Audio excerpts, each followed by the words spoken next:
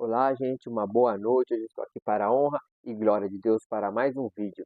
E hoje eu quero estar apresentando para você um assunto que mistura filosofia e teologia, mais especificamente com os apóstolos e discípulos da Bíblia.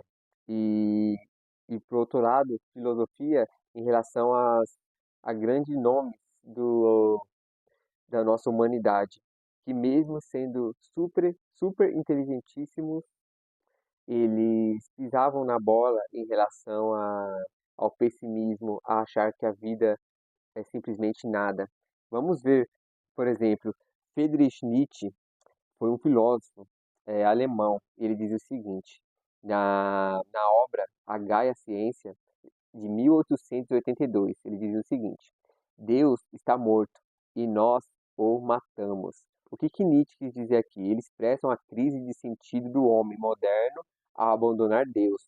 Para ele, o niilismo, ou seja, aquela pessoa que sofre constantemente com crises existenciais, aquela pessoa que para a vida não tem sentido, a vida é um absurdo, né? Porque já dizia um outro filósofo também que o mundo fica em silêncio, por isso que a vida é um absurdo. Mas enfim, Nietzsche diz o seguinte aqui: ao abandonar Deus, para ele, niilismo surge como uma consequência direta da morte de valores absolutos. Ou seja, para Nietzsche, mesmo que ele fosse um ateu, ele tinha claro que seguir o ateísmo,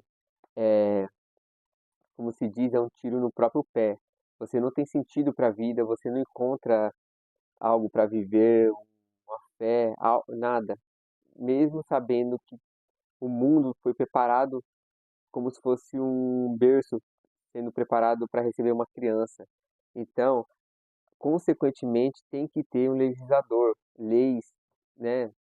Se as leis do Brasil e do mundo são precisa de um legislador para estar formando essas leis, muito mais as leis morais dentro do nosso coração, né? Mas o apóstolo Paulo, aqui eu quero fazer um paralelo entre Nietzsche, Friedrich Nietzsche e o apóstolo Paulo. Ele dizia o seguinte, Romanos 1, 21 a 22. Porque tendo conhecido a Deus, não glorificaram como Deus, nem lhe deram graças antes de seus discursos desvaneceram e o seu coração insensato se obscureceu, dizendo-se sábios tornaram-se loucos.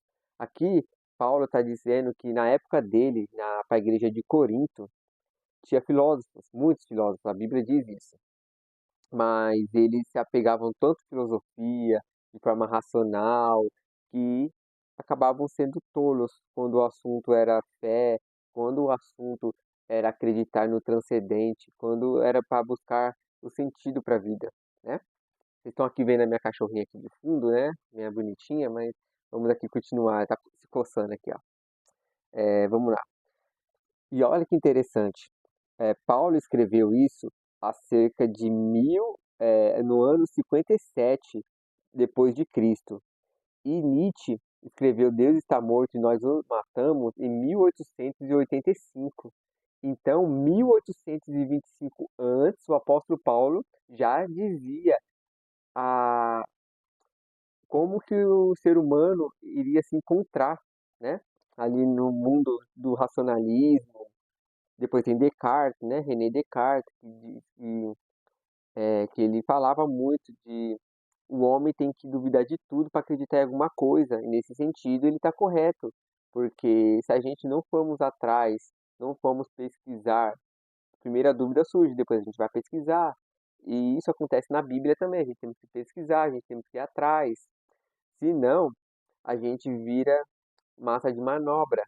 A gente fica apenas refletores de ideias alheias. Mas vamos continuar aqui. Paulo antecipou que Nietzsche descreveu: o abandono de Deus leva à confusão moral e à destruição interior. Mas, diferente de Nietzsche, Paulo aponta para uma saída, o retorno ao Criador. Então, você percebe aqui que, diferente dos filósofos pessimistas, Paulo aqui apresenta o mesmo problema do ser humano, né? É, busca por um sentido, mas ele aponta onde está esse sentido. Cristo Jesus, nosso Salvador. aquele mesmo Jesus que apareceu para ele na estrada de Damasco, onde uma luz muito forte, segundo alguns comentaristas, diz que até ele ficou cego por algum tempo. A Bíblia não diz isso, mas inferências, né, com alguns comentários bíblicos é dito. Agora, Arthur Schopenhauer versus Apóstolo Pedro. Aqui, ó. Arthur Schopenhauer, filósofo alemão também, muito famoso, ele diz o seguinte: a vida é um pendúlio que oscila entre a dor e o tédio. Isso foi escrito em 1818. Ou seja, o que é um pendúlio? É algo que é colocado, por exemplo, numa corda, pendurado no teto, e você joga para um lado, joga para o outro e não para de balançar, para frente, para trás, para frente, para trás. Assim, um relógio também, né? Que é aqueles antigos que tem um pendúlio embaixo.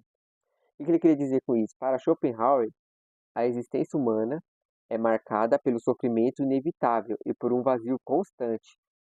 Aí ele coloca aqui a solução: minimizar os desejos e resignar-se a ele. Ou seja, aceitar com humildade, não com desespero, com revolta, né?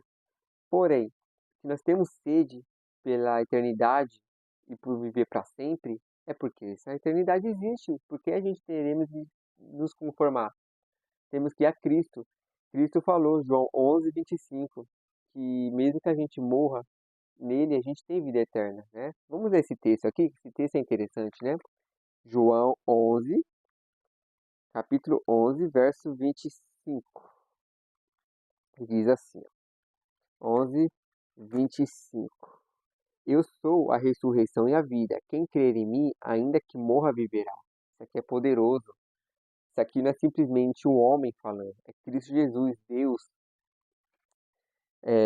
Agora o apóstolo Pedro, indo a contraponto daquilo que Schopenhauer falou sobre a existência humana.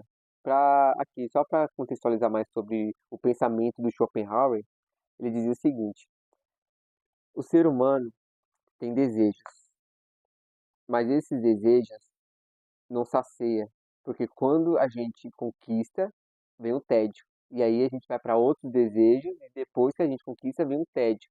A ânsia de ter, o tédio de possuir. Ele já dizia isso em outras obras dele. Mas Schopenhauer não se atentou para aquilo que a Bíblia Sagrada apontava, aquilo que a Bíblia demonstrava, que é o seguinte: o apóstolo Pedro, né? 1 Pedro 5,10. E o Deus de toda graça, que em Cristo Jesus vos chamou a sua eterna glória, depois de haverdes padecido pouco, ele mesmo vos aperfeiçoará e confirmará, fortificará e estabelecerá nós. Aqui, 1 Pedro 5,10 diz assim: sofrer faz parte da vida cristã. Não é sério? Não é verdade isso? Mas é temporário. Depois do sofrimento, Deus age, ele aperfeiçoa, ele confirma, fortalece e estabelece. É muito forte isso. Só quem vive por fé pode experimentar a boa e agradável palavra de Deus nas nossas vidas, né? Aqui, enquanto Schopenhauer oferece designação como consolo, Pedro oferece propósito e restauração à dor. Não é o fim, mas é o meio para a glória eterna. Tinha outros filósofos aqui para poder estar fazendo um paralelo com os discípulos de Cristo, mas eu vou deixar para essa semana mesmo, eu vou gravar outro vídeo, tá? Só quero terminar dizendo o seguinte: muitos estudiosos fora da Bíblia, ou até mesmo dentro da Bíblia, procuraram de alguma forma descrever Deus, mas é impossível descrever Deus. Aquilo que Deus é e é o suficiente para nossas vidas está escrito na palavra dele. O, e, a palavra de Deus também nos deixa um alerta: vigiai, para que o diabo não nos mastigue, né? 1 Pedro 5,8, que ele anda ao nosso derredor procurando alguém que possa devorar. Então, vamos ficar espertos usando uma linguagem popular, vamos vigiar, vamos orar, jejuar, falar de Deus para as outras pessoas, estudar a Bíblia para nos informar mais, para que estejamos preparados para aquele dia, quando Cristo voltar nas nuvens do céu. Fique com Deus, Deus abençoe a vida de vocês e que vocês tenham uma bela, ótima noite. Em Cristo Jesus, um abraço. Tchau.